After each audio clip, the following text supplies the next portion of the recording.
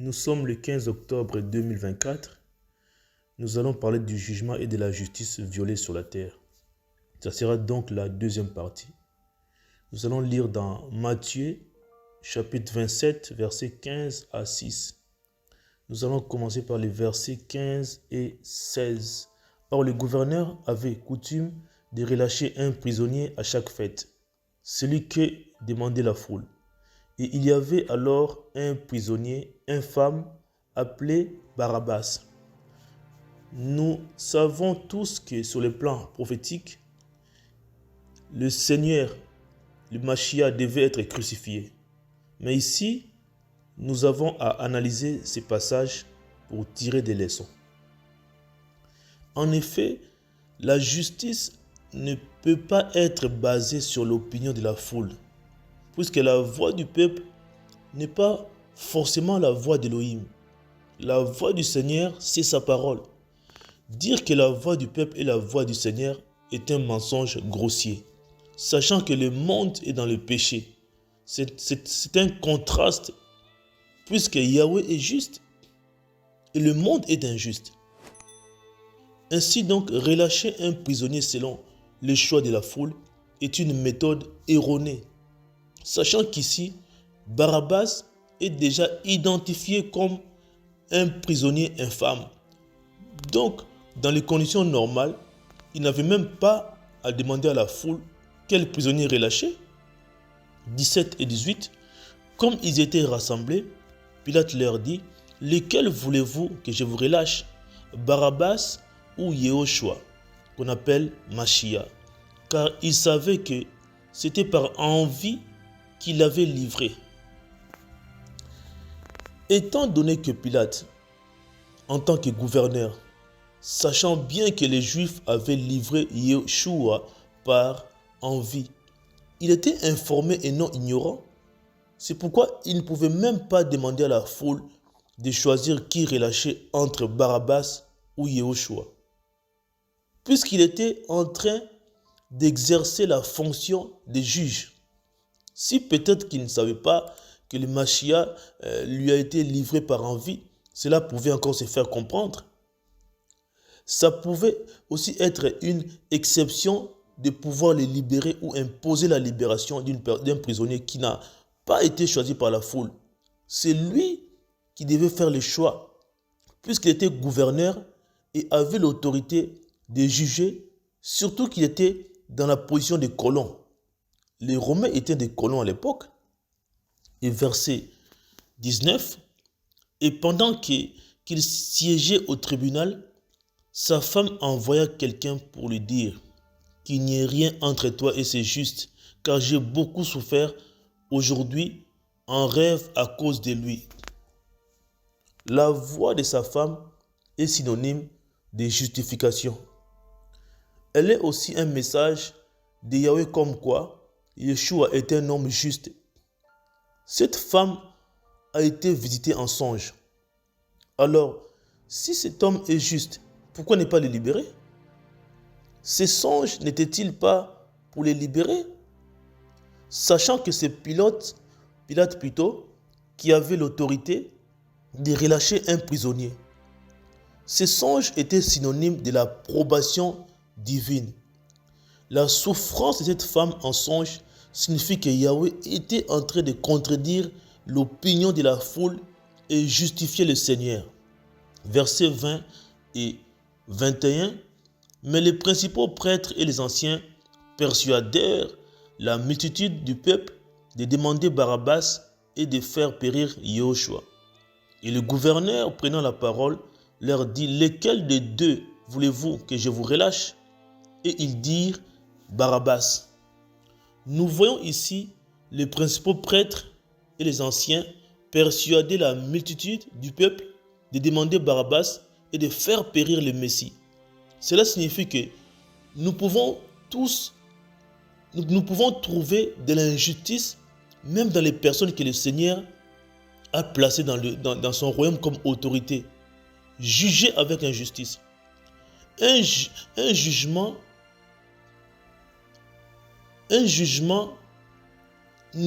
doit se baser sur la loi. Un juge doit se baser sur la loi et non sur les sentiments. Comme Pilate ici, demander l'avis de la foule avant de prendre la décision ou faire justice. La justice ne doit pas non plus être influencée par le racisme, par le tribalisme, par la religion, par la position sociale, etc. La justice doit garder sa neutralité. Versets 22 et 23. Pilate leur dit, « Que ferai-je donc de Yehoshua qu'on appelle Machia ?» Ils lui disent tous qu'il soit crucifié. Et le gouverneur leur dit, « Mais quel mal a-t-il fait ?» Et ils crièrent encore plus fort en disant qu'il soit crucifié. La foule a fait son choix injuste, celui de crucifier le Seigneur, et ils dirent avec insistance qu'il soit crucifié. Il doit être crucifié sans avoir fait aucun mal, sans chef d'accusation crédible. Cette insistance à la crucifixion témoigne de la méchanceté de la foule. Ils crièrent encore plus fort. Cela signifie que leur choix était implacable et les démons étaient pleinement en action. Proverbe 29, verset 10 dit que les hommes de sang haïssent l'innocent, mais le sage a du recul et le calme. Il y a des gens qui ont la facilité de faire couler le sang humain. C'est comme cette foule. Le fait qu'elle puisse insister ou crier 2 fois pour que le Messie soit crucifié, ce qui veut dire que ce sont des hommes de sang, parce qu'ils haïssent le Seigneur qui est innocent. C'est ça qui prouve que dans cette foule, il n'y a pas de juste. Sinon, ils auraient dû chercher à sauver son âme en demandant sa libération et non sa crucifixion. Je n'ai personnellement rien contre la société occidentale. Moi-même, j'ai 25% du sang des Européens. Mon grand-père était belge. Mais on doit quand même se dire la vérité. Je vais juste dénoncer la méchanceté, la cruauté et la barbarie des dirigeants occidentaux. Parce que ce sont des hommes de sang. Il n'y a pas un groupe de gens qui a tué et qui continue à tuer comme les dirigeants occidentaux. Après avoir pratiqué la colonisation, la déportation, l'esclavage, malgré cela, ils veulent donner des leçons au monde avec un passé criminel. C'est le monde à l'envers. Mettre la pression sur d'autres gouvernements et s'ingérer dans les affaires d'autres pays. Ce sont des hommes de sang. Les parents qui avortent et les médecins qui pratiquent les avortements sont des hommes de sang, puisque l'avortement est un meurtre. C'est injuste de tuer un enfant dans le ventre de sa mère. C'est un meurtre banalisé, normalisé et officialisé par le gouvernement de la terre.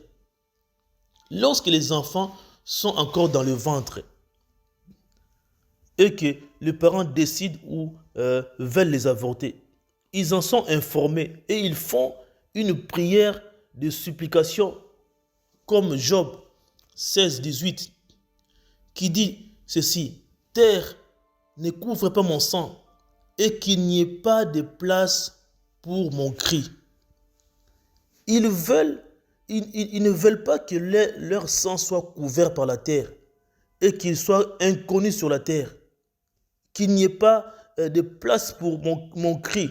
C'est-à-dire que même après être enterrés, ils continuent de crier pour avoir été tués injustement. Car ils ont aussi droit à la vie. Et le Proverbe 17, verset 15, dit que celui qui déclare juste le méchant et celui qui déclare méchant le juste sont tous deux en abomination à Yahweh. C'est comme cette multitude a déclaré juste Barabbas en demandant sa libération. C'est une abomination. Cette foule est en abomination à Yahweh. C'est la confusion judiciaire dans le tribunal. Ce tribunal est en abomination à Yahweh parce qu'il a tous les éléments pour déclarer juste le juste et méchant le méchant. Mais il préfère justifier le méchant et condamner le juste. C'est une abomination. C'est comme Barabbas qui est un brigand nous aussi nous sommes dirigés par des brigands politiques, un groupe de malhonnêtes et de corrompus qui ont pris le pays en otage. Comme au Congo, quelqu'un qui vole, on fait semblant de l'arrêter, ensuite il est libéré, il est nommé premier ministre de l'économie pour encore bien voler, et puis il devient président de l'Assemblée nationale. Une élévation de la honte, c'est une abomination. Ce sont des gens sans scrupules. Des gens sans scrupules.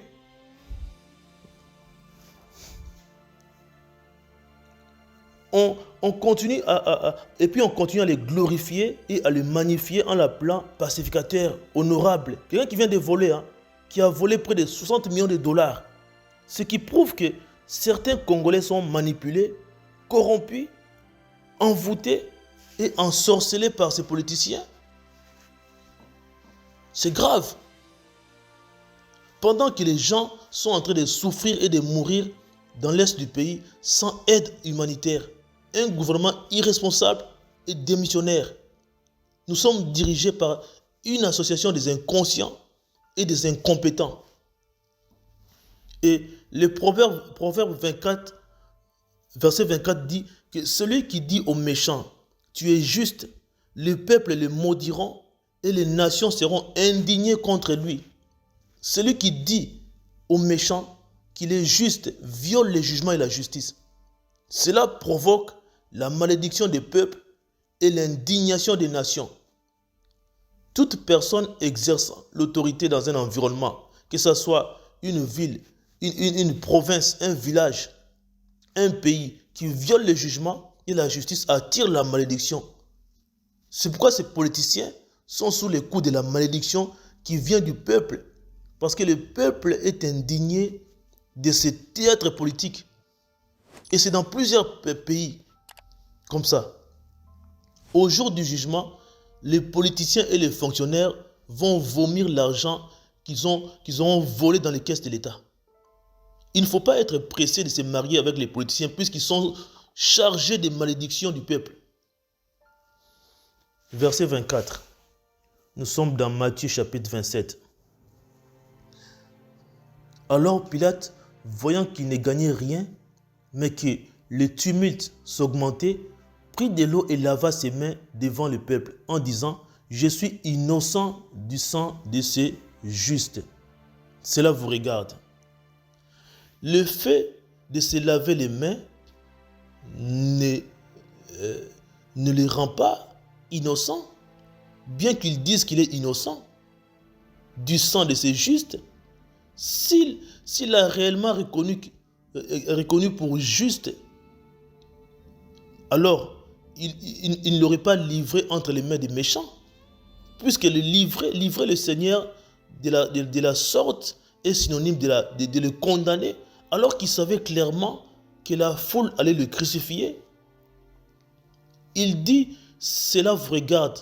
Et pourtant, cela ne regarde pas seulement la foule, mais lui regarde aussi.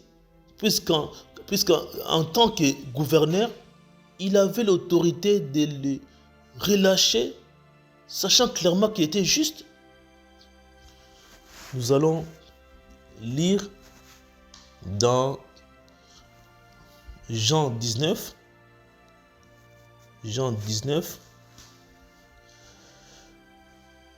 versets 1 à 15. Je vais lire le verset 1 à 6. Alors Pilate prit donc Yahushua et le châtia avec un fouet, et les soldats tressèrent une couronne d'épines qu'ils posèrent sur sa tête et le vêtirent d'un vêtement de pourpre. Et ils disaient, roi des Juifs, nous te saluons. Et ils lui donnaient des coups avec leurs verges. Alors Pilate sortit de nouveau dehors et leur dit, voici, je vous l'amène dehors afin que vous sachiez que je ne trouve aucun crime en lui. Yahushua donc sortit, portant la couronne d'épines et le vêtement de pourpre, et il leur dit, voici l'homme. Quand donc les principaux prêtres et leurs huissiers le virent, ils s'écrièrent en disant, crucifie-le, crucifie-le. Pilate leur dit, prenez-le vous-même et crucifiez-le, car je ne trouve pas de crime en lui. Le premier péché de Pilate ici, c'est de faire châtier le Machia avec un fouet. Il le fait subir le châtiment et l'humiliation. Le deuxième péché de Pilate ici, c'est de livrer le Machia aux principaux prêtres, sachant qu'il n'a pas trouvé de crime en lui. C'est contradictoire. Comment peut-on crucifier celui en qui on ne trouve pas de crime? C'est un jugement injuste. Et pourtant, il a répété 2 fois qu'il ne trouve pas de crime en lui. 7 et 8. Les Juifs lui répondirent, nous avons une Torah, selon notre Torah, il doit mourir car il s'est fait fils d'Élohim. Quand donc Pilate entendit cette parole, il fut de plus en plus effrayé. Ce qui est faux, car la Torah parle des fils d'Élohim.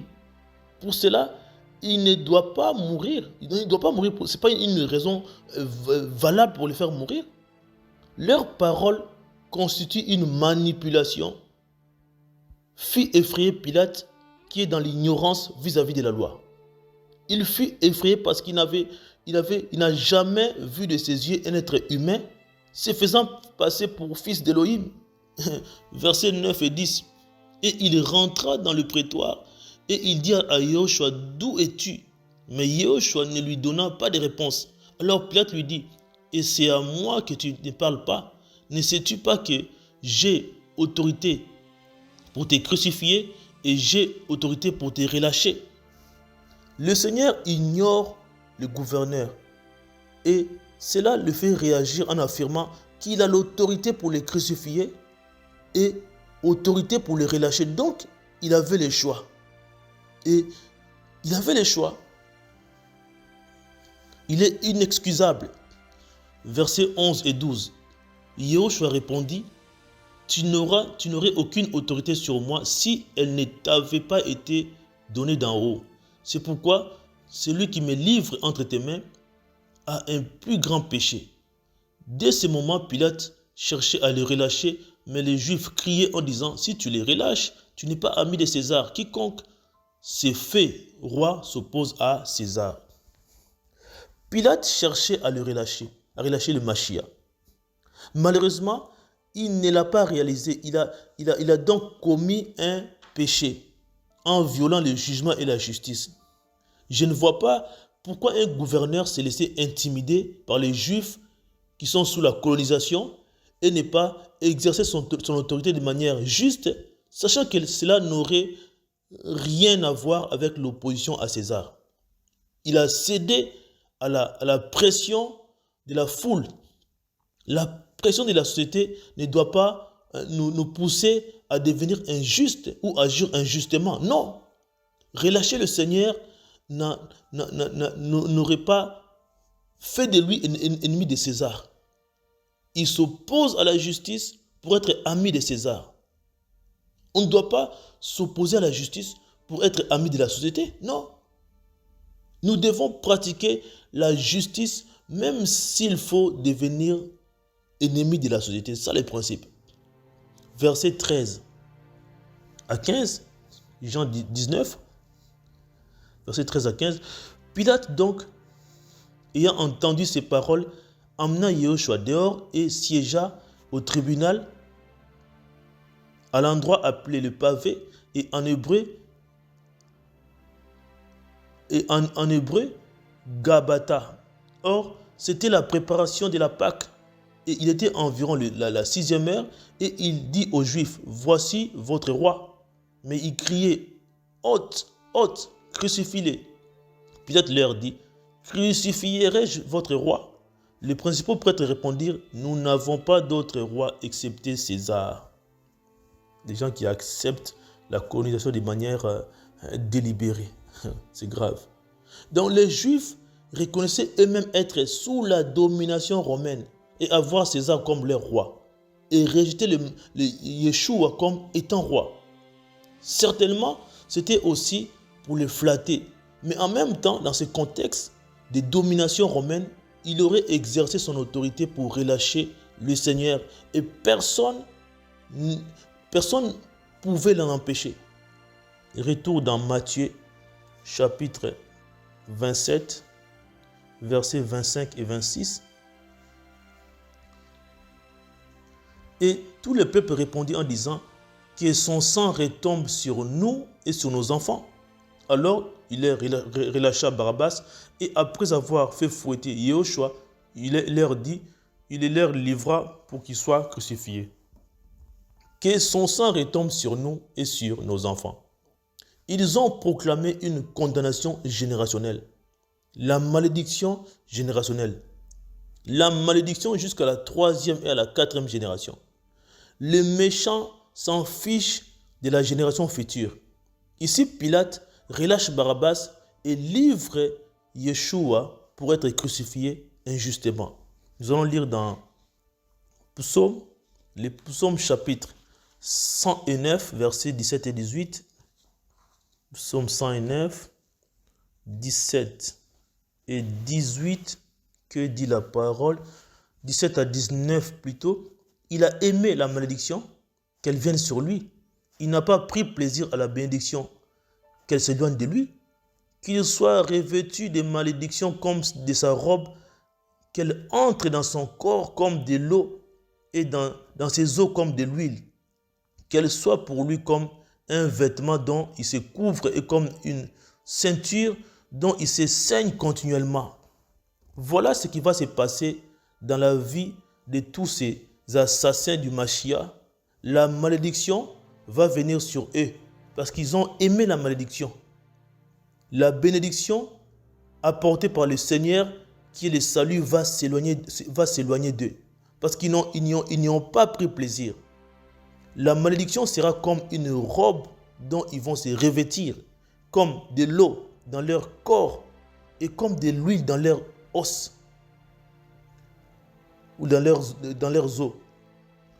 Ils vont se couvrir de la malédiction comme un vêtement et se ceindre de la malédiction comme une ceinture continuellement parce qu'ils ont haï et tué les Mashiach.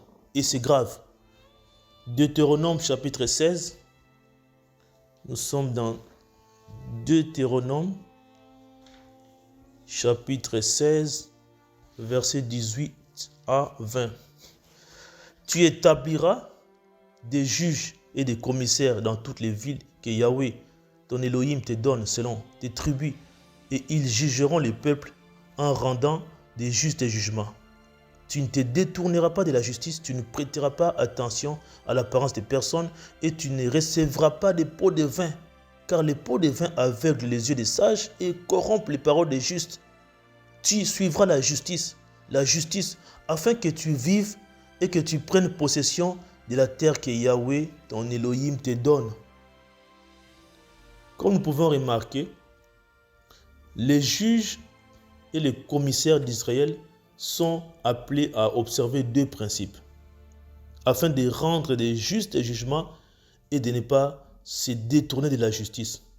Premièrement, ne pas prêter attention à l'apparence des personnes et deuxièmement, ne pas recevoir des pots de vin.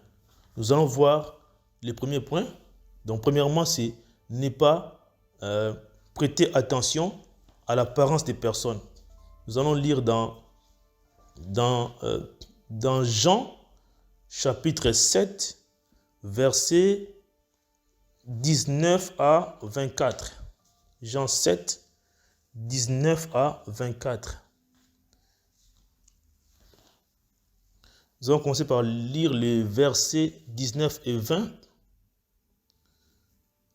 Moshe ne vous a-t-il pas donné la Torah? Cependant, aucun de vous n'observe la Torah. Pourquoi cherchez-vous à me faire mourir? La foule répondit, tu as un démon. Qui est-ce qui cherche à te faire mourir? La confusion est qu'ils ont reçu la Torah sans pour autant l'observer, mais cherchaient quand même à faire mourir le Seigneur. Et pourtant, cette même Torah interdit de faire mourir quelqu'un sans raison. C'est un jugement injuste, c'est de la méchanceté. Ils veulent juger sans pour autant pratiquer la parole. Ce sont eux plutôt qui ont des démons, raison pour laquelle ces démons les poussent à mentir. mentir qui ne cherche pas à le faire mourir. Et pourtant, c'est ce qui est vrai. Un faux jugement est fondé sur les mensonges, comme c'est le cas ici. Verset 21.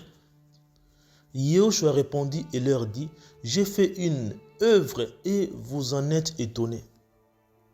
Ils sont étonnés de cette guérison sans pourtant chercher à en savoir plus par rapport à la source de cette guérison. Ils sont restés dans l'étonnement en gardant leur mauvaise position d'injustice et de méchanceté. Versets 22 et 23. C'est pour cela que Moshe vous a donné la circoncision, non qu'elle vienne de Moshe, mais elle vient de pères, et que vous circoncisez un homme le jour du Shabbat. Si un homme reçoit la circoncision le jour du Shabbat, sans que la Torah de Moshe soit renversée, pourquoi êtes-vous fâchés contre moi parce que j'ai rendu toute sa santé à un homme le jour du Shabbat? Le Seigneur poursuit en les contredisant à propos du Shabbat et en mettant ainsi en lumière leur injustice. Puisqu'ils font la circoncision le jour du Shabbat, qui est le jour des repos, et pourtant la Torah n'est pas renversée, alors pourquoi se fâcher contre le Seigneur qui a guéri un homme le jour du Shabbat? Ce n'est pas synonyme de renverser la Torah plutôt. Verset 24. Ne jugez pas sur l'apparence, mais jugez d'un juste jugement. Yeshua a été jugé sur l'apparence et non d'un juste jugement. La justice est que la circoncision faite le Shabbat devait être illégale, que la guérison faite le Shabbat était aussi illégale. Tous les éléments qu'ils ont donnés ne révèlent pas d'un juste jugement. Leur chef d'accusation était en contradiction avec leur fonctionnement. Ainsi donc, c'est juger d'un juste jugement et sur l'apparence. Si nous condamnons les Russes qui y ont envahi l'Ukraine, nous devons aussi condamner les Occidentaux qui ont détruit la Libye, la Syrie, l'Irak, l'Afghanistan par la guerre. Et ils ont détruit le Cuba, le Venezuela plutôt, le Zimbabwe, l'Iran par des sanctions. C'est ça juger d'un juste jugement. Les Occidentaux veulent nous donner des leçons. Les gens qui ont pratiqué la colonisation, la déportation, l'esclavage, vous vous rendez compte? Ils menacent d'autres pays de ne pas avoir de bonnes relations avec la Russie parce qu'elle a agressé l'Ukraine. Ces dirigeants-là occidentaux, c'est des démons. C'est comme ça qu'ils ont oublié, qu'ils ont tué les gens en Irak, en Afghanistan, en Syrie, en Libye, etc. Ils n'ont pas honte. Ils osent parler au lieu de ces terres. Ils sont sans scrupules. Ils ont une conscience morte. Les Occidentaux se moquent de la mort des populations des autres pays. Comme Proverbe 21, 24. Proverbe 21, 24.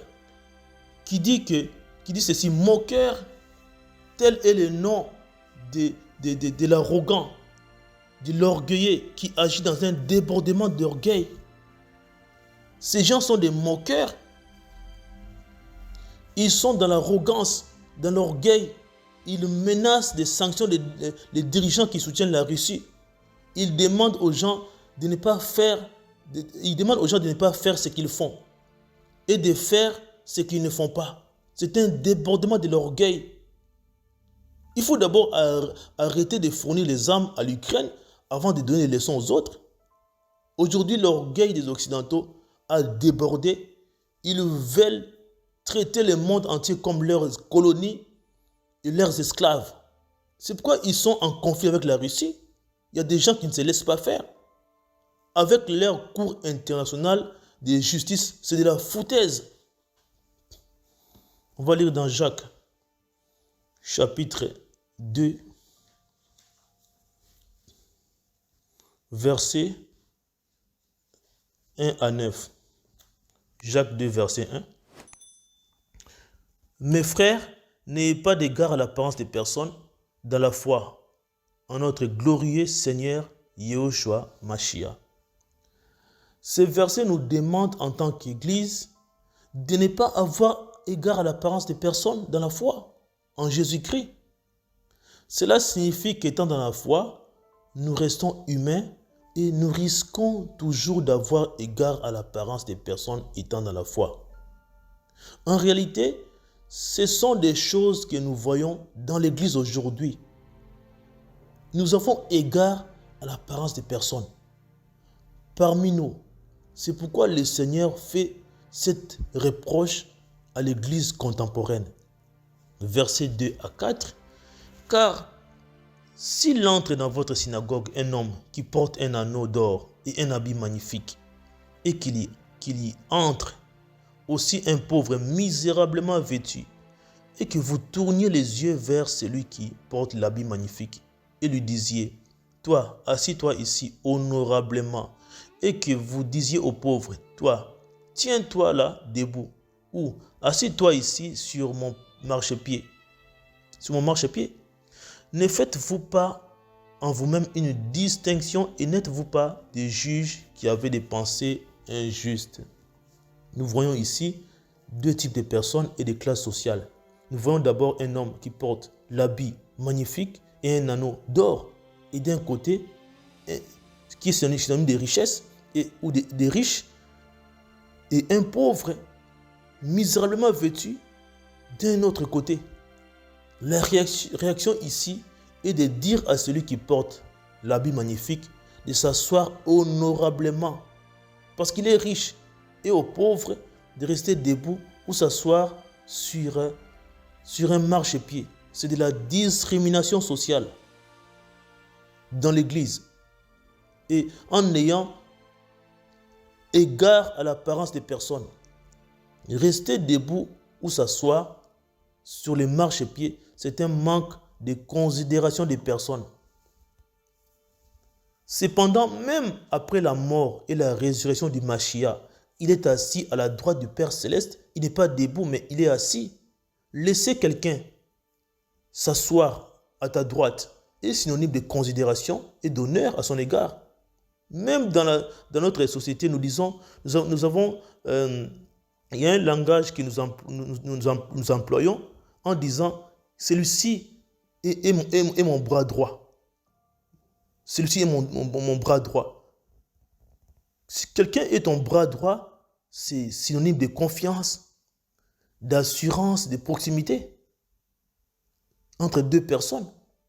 La première fois que les diacres ont été élus dans l'église primitive, c'était dans un contexte de discrimination sociale, puisqu'il était levé un murmure des hellénistes contre les Hébreux, parce que leurs veuves étaient négligées dans le service ordinaire. Sachant que les hellénistes étaient des juifs de la diaspora ayant adopté la culture et la langue grecque.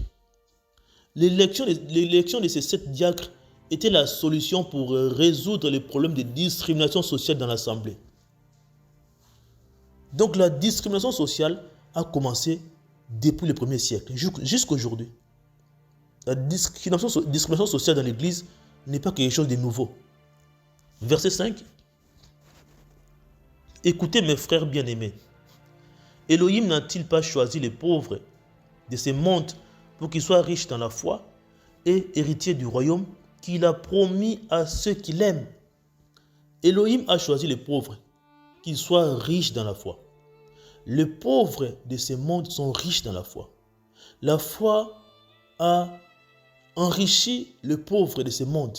Cela signifie que les riches de ce monde sont généralement pauvres dans la foi.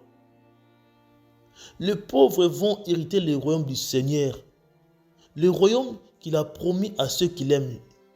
Généralement, ce sont les pauvres qui aiment plus le Seigneur. Les riches n'ont pas beaucoup de temps. Ils ont le temps pour voyager, pour les shopping.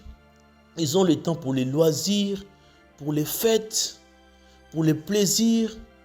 Ils ont le temps pour l'extravagance, pour l'opulence, mais ils n'ont pas vraiment le temps pour les choses spirituelles. Et ce sont eux, donc les pauvres, qui vont plus hériter le royaume des cieux.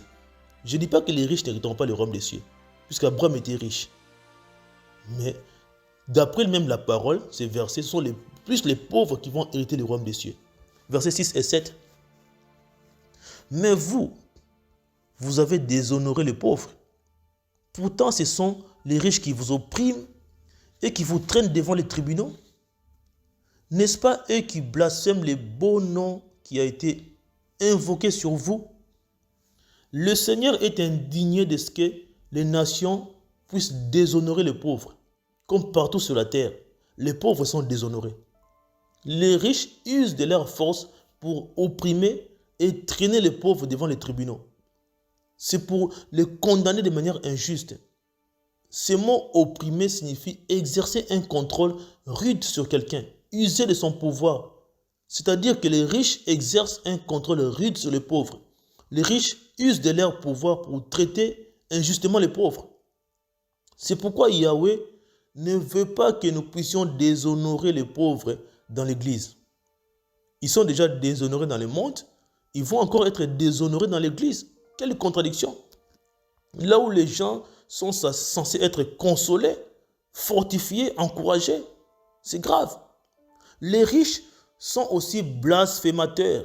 Ils blasphèment le beau nom de Yeshua. Versets 8 et 9. Jacques toujours, versets 8 et 9. Jacques 2. N'est-ce pas eux, non plutôt, néanmoins, si vous accomplissez la Torah royale, qui est selon l'Écriture, tu aimeras ton prochain comme toi-même, vous faites bien. Mais si vous avez égard à l'apparence des personnes, vous commettez un péché et vous êtes convaincus par la Torah comme des transgresseurs. Aimer ton prochain comme toi-même est synonyme d'accomplir la loi royale. Par contre, avoir égard à l'apparence des personnes est contradictoire à la loi royale, qui est celle d'aimer ton prochain comme toi-même. Cela consiste à commettre un péché et une transgression. C'est-à-dire qu'avoir égard à l'apparence des personnes est un péché. Donc un pasteur qui ne commet pas l'adultère, qui n'est pas cupide, mais qui traite les gens par rapport à l'apparence, par rapport à la classe sociale, ce pasteur-là est dans le péché. Ce pasteur-là pêche autant que celui qui a volé l'argent dans les caisses de l'État comme les politiciens. Ils sont pareils. Proverbe 28, 21 dit qu'il n'est pas bon d'avoir égard à l'apparence des personnes. Et pour un morceau de pain, un homme fort se révolte. D'après ce verset, pourquoi il n'est pas bon d'avoir égard à l'apparence des personnes? Parce que pour un morceau de pain, un homme fort se révolte. L'apparence est trompeuse. Et l'apparence peut aussi nous surprendre. Puisqu'en principe, un homme fort, un homme qui est musclé, ne peut pas se révolter pour un morceau de pain. Non. Malheureusement, c'est ce que nous voyons ici. Un homme fort devait être insensible devant un morceau de pain. Parce qu'il est résistant, il est robuste. Car cela paraît insignifiant. Mais ici, il réagit quand même en se révoltant. Ah bon? Sa force n'a servi à rien. Malgré sa force, il n'a pas pu se contenir devant la famine. C'est pourquoi la force d'un homme a ses limites. Nous allons passer au deuxième point. Ne pas recevoir des pots de vin. Ne pas recevoir des pots de vin. Tout présent n'est pas un pot de vin, mais tout pot de vin est un présent. Un pot de vin est une somme d'argent ou un présent offert clandestinement pour obtenir illégalement un avantage. Le premier point ici, c'est le pot de vin aveugle les yeux des sages. Le pot de vin aveugle les yeux des sages. Nous allons lire dans les psaumes, chapitre 101, versets 3 et 4. Psaume 101, versets 3 et 4. Je ne mettrai pas devant mes yeux des choses de Bélial. Je hais les actions de ceux qui se détournent. Elles ne s'attacheront pas à moi. Le cœur mauvais s'éloignera de moi. Je ne connaîtrai pas le méchant. Les pots de vin sont les choses de Bélial. Les choses des gens indignes, des gens méchants.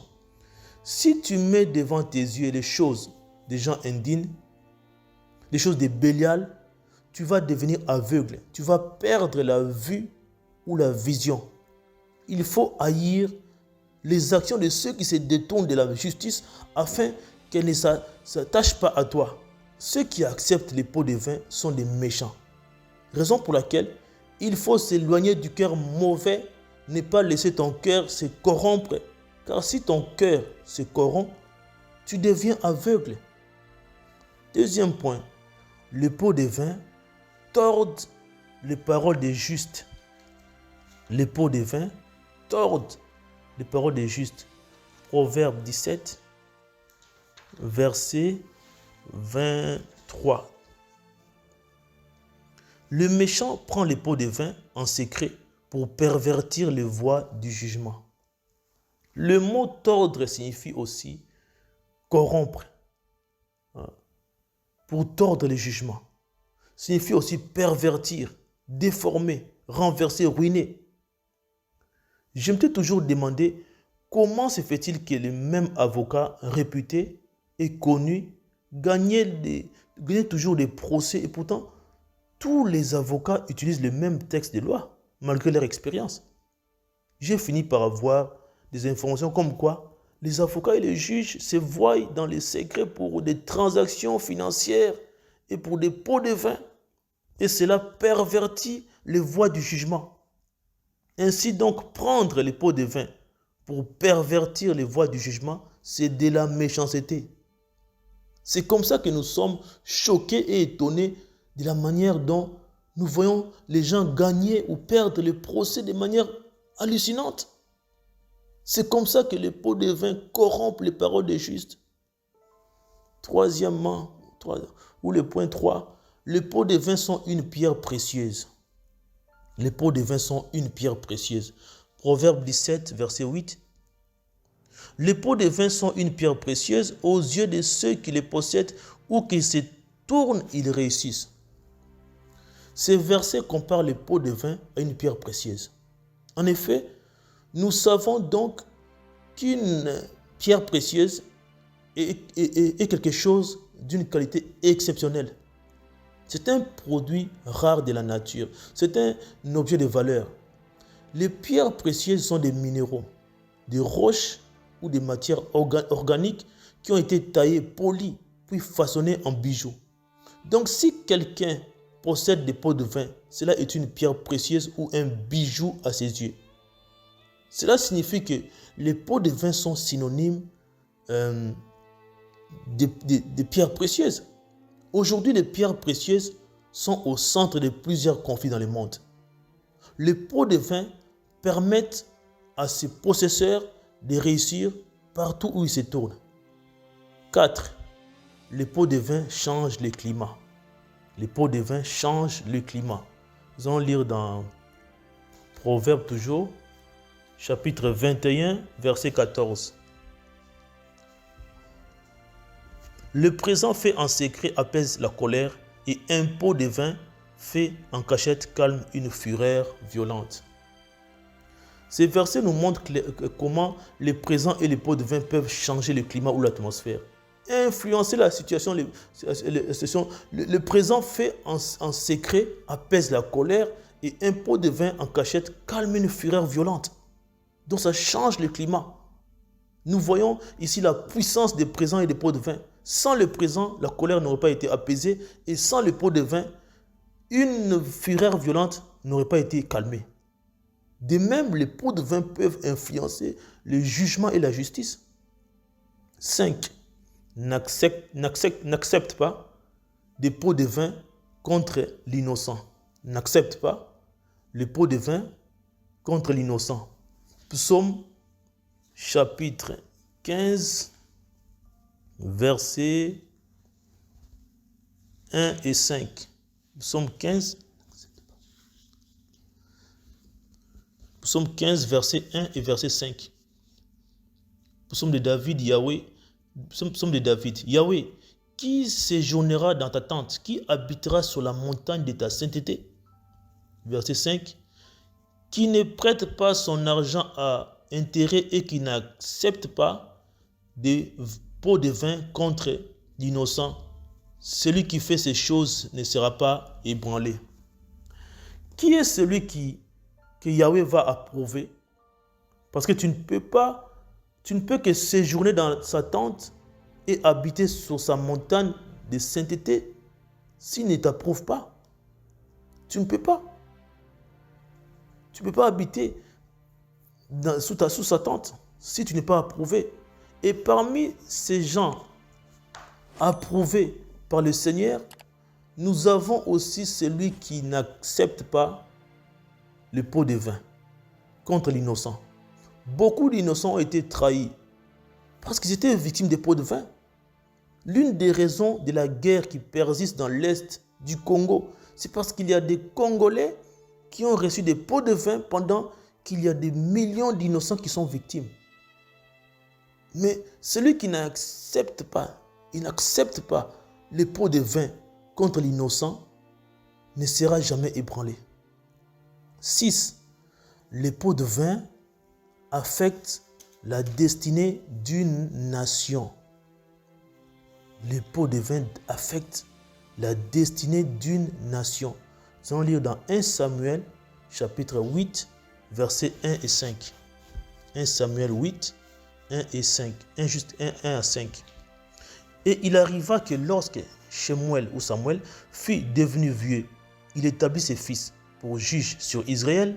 Le nom de son fils premier-né était Yoël et le nom de son second Abia. Il jugeait à Beersheba, mais ses fils ne marchèrent pas dans ses voies. Ils s'en détournèrent pour les profits acquis par la violence. Ils recevaient des pots de vin et pervertissaient la justice. C'est pourquoi tous les anciens d'Israël se rassemblèrent et vinrent auprès de Shemuel à Rama et lui dirent: voici, tu es devenu vieux et tes fils ne marchent pas dans tes voies. Maintenant établis sur nous un roi pour nous juger comme toutes les nations. Le fait que les deux fils de Samuel puissent ne pas marcher dans les voies de leur père, s'en détourner pour les profits acquis par la violence, recevoir des pots de vin et pervertir la justice, cette situation a provoqué un grand basculement dans la nation.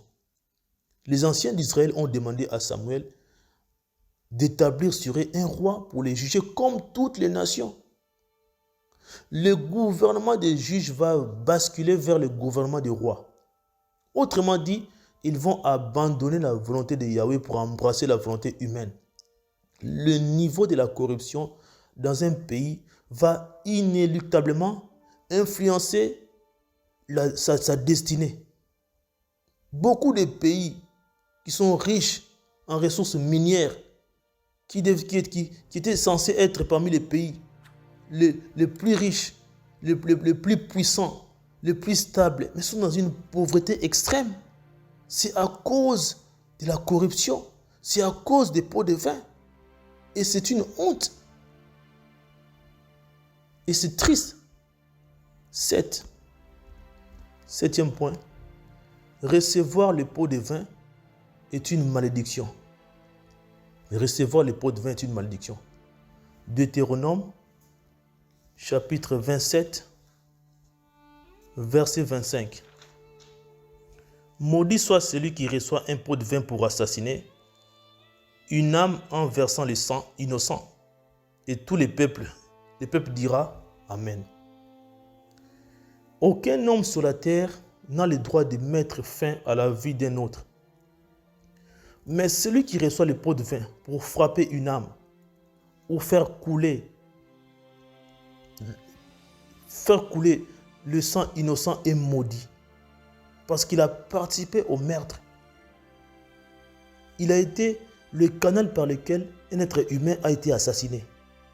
Quelle que soit ta situation difficile, quelle que soit la pression qui peut être exercée sur toi, tu n'as pas le droit de recevoir un pot de vin pour commettre un meurtre. Cela est une malédiction. 8. La main pleine de pots de vin. La main pleine de pots de vin. Nous allons lire dans Psaume 26. Psaume 26, 9 et 10.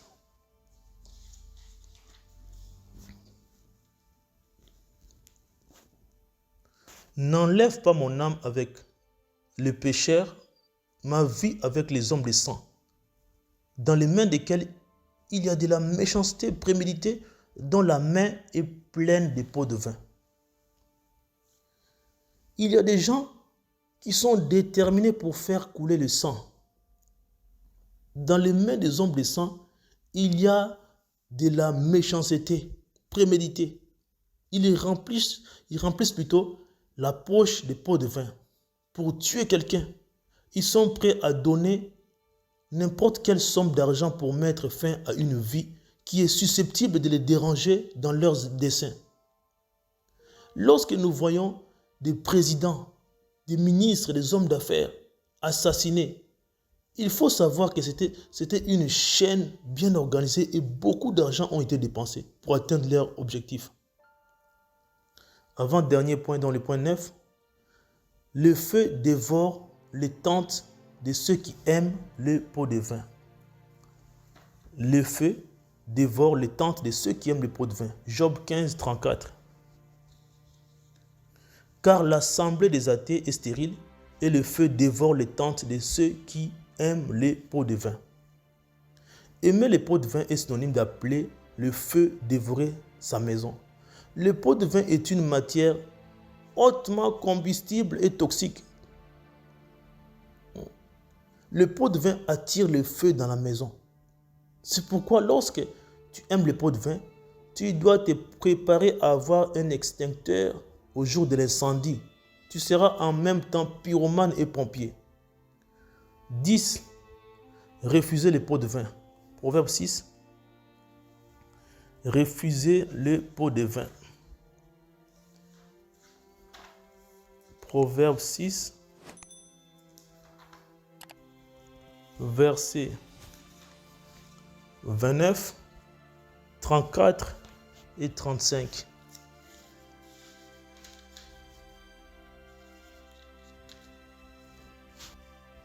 Ainsi en est-il de celui qui va vers la femme de son ami. Quiconque la touche ne sera pas tenu pour innocent. Car la jalousie est la rage d'un homme fort, et il n'épargnera pas au jour de la vengeance. Il n'aura pas égard à aucune rançon et n'acceptera rien quand même tu multiplierais les pots de vin. Donc, celui qui commet l'adultère avec la femme de son ami ne sera pas innocenté, il sera condamné par la justice. L'adultère de la femme a provoqué la rage dans le cœur de cet homme fort à cause de la jalousie, puisque sa femme l'a trompé. La solution pour cet homme victime d'adultère est de régler cela au jour de la vengeance. La réponse à l'adultère, c'est la vengeance selon cet homme, selon lui. Le principe qu'il faut tirer ici est que cet homme n'aura égard à aucune rançon et n'acceptera rien. Il finira toujours par se venger. Ici, nous sommes juste en train de tirer une leçon. Je sais qu'être trompé par quelqu'un fait très mal. Quand même, tu multiplieras les pots de vin. C'est-à-dire qu'il reste ferme, sans vaciller, sans changer d'avis. Il maintient sa position, il est imperturbable, il est incorruptible. La seule option pour lui, c'est pouvoir se venger. C'est comme ça que nous devons être face au pot de vin. Il y a des gens, à force de multiplier les pots de vin, finissent par lâcher prise. Il faut un refus catégorique.